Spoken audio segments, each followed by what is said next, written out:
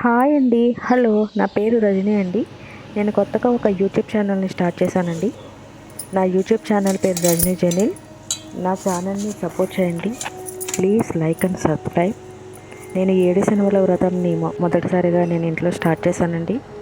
దాని గురించి కొంచెం వివరంగా చెప్దామని చెప్పేసి మీకు ఈ వీడియో చేశానండి. ముందు మనం పిండి ప్రమిదలు చేసుకోవాలి. పిండి ప్రమిదల్ని ముందు బియ్యం పిండి, బెల్లం, ఆవు పాలు వేసి పిండి ప్రమిదలను చేసుకోవాలండి. ఒక గ్లాసులో పొడి పిండి వేసి దాంతో మనం పిండి ప్రమిదలను తయారు చేయాలి. నాకైతే ఫస్ట్ టైం అయినా చాలా బాగా వచ్చినాయండి. తర్వాత నేను ఇంట్లో పరమాన్నం వండాను. నువ్వుల చిమ్లీ కూడా చేశానండి. వడపప్పు పానకం కూడా చేసుకున్నాను. తర్వాత ఒక పీట ఏర్పాటు చేసుకోవాలి. దాని మీద ఎల్లో క్లాత్ వేసి దేవుడు పటం పెట్టి అలంకరించుకోవాలి.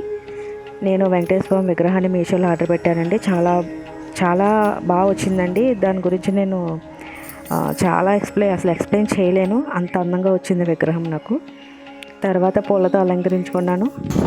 మనం ఈ 7 తమలపాకుల్ని పీఠం మీద ఆసనంగా ఏర్పాటు చేసుకోవాలండి. తర్వాత నేను ముడుపు కట్టుకున్నాను. అందులో కొంచెం జవ్వాది, పచ్చకర్పూరం, 11 రూపాయలు, ఒక వక్క, పసుపు, కుంకుమ, అక్షంతలు, తులసి, 7 యాలకులు నేను వేసి ముడుపు కట్టుకున్నానండి. ముందు దేవుడికి దండం పెట్టుకుని ఆ ముడుపు ఎందుకు కడుతున్నాను ఏంటో అని చెప్పి నా మనసులో కోరుకుని నేను ఆ ముడుపు కట్టి, ఆ ముడుపుకి మనం వెంకటేశ్వర స్వామి నామం పెట్టి గంధంతో వెంకటేశ్వర స్వామి నామం పెట్టాలండి. నామం పెట్టిన తర్వాత దాన్ని దేవుడి దగ్గర పెట్టుకోవాలి. మన కోరిక తీరిన తర్వాత ఆ ముడుపుని తీసుకెళ్ళి మనం వెంకటేశ్వర స్వామి గుళ్ళో వేయాలండి. తర్వాత పిండి ప్రమిదలకు కూడా నామాలు పెట్టాలండి. పెట్టి ఆ 7 తమలపాకుల మీద 7 దీపాలను పెట్టాను. తర్వాత కొంచెం ఆవు నెయ్యి వేశాను.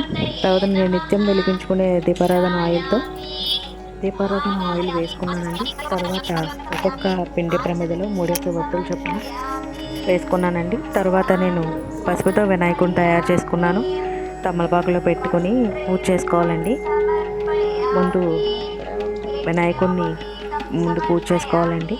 ఎందుకంటే ముందుగా ఆయనే కదా మనకు ప్రథమం.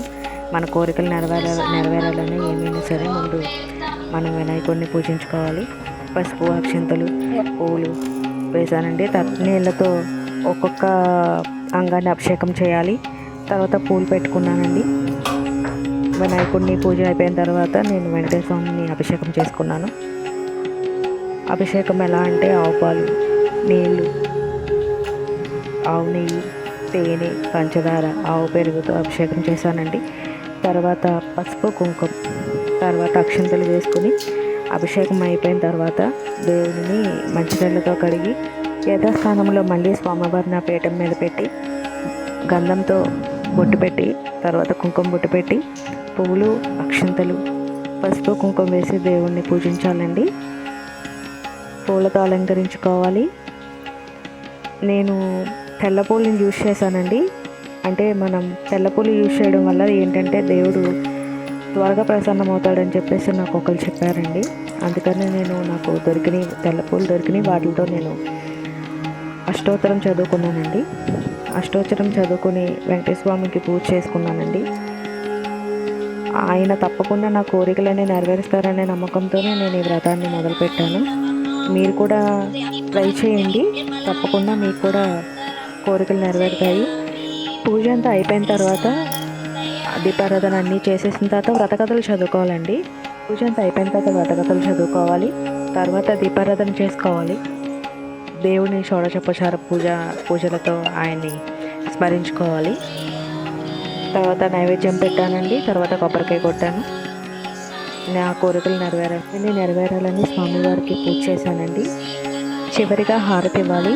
దేవుడి దగ్గర పెట్టుకున్న ప్రసాదం మీ ఇంట్లో వాళ్ళు మట్టిగా తినాలండి, ఎవరికి పెట్టకూడదు. మనం వినాయకుడికి ఒకటి, వెంకటేశ్వర స్వామికి ఒకటి తాంబూలం ఏర్పాటు చేసుకుంటాం కదండి. ఆ తాంబూలాన్ని ఎవరైనా ముత్తైదుని ఇంటికి పిలిచి పసుపు రాసి కాళ్ళకి ఆ తాంబూలం వాళ్ళకి ఇవ్వచ్చండి. వీలైతే భోజనం పెట్టుకోవచ్చు ఒకరికి, లేదంటే మనం లాస్ట్ వారం అయినా చేసుకోవచ్చు. అలాగని లాస్ట్ వారం చేసుకోవాలనే రూల్ కూడా ఏం లేదండి. మన స్తోమత తగ్గట్టు మనం పూజ చేసుకోవచ్చు. అలాగే నేను సాయంత్రం మా ఇంటి దగ్గర హౌసింగ్ బోర్డ్ కాలనీలో ఉన్న వెంకటేశ్వర గుడికి వెళ్ళానండి. అక్కడ ఆ టెంపుల్ దగ్గర మొత్తం దీపాలతో అలంకరించారండి. చాలా అందంగా ఉంది. అక్కడ నేను దీపాలు వెలిగించాను.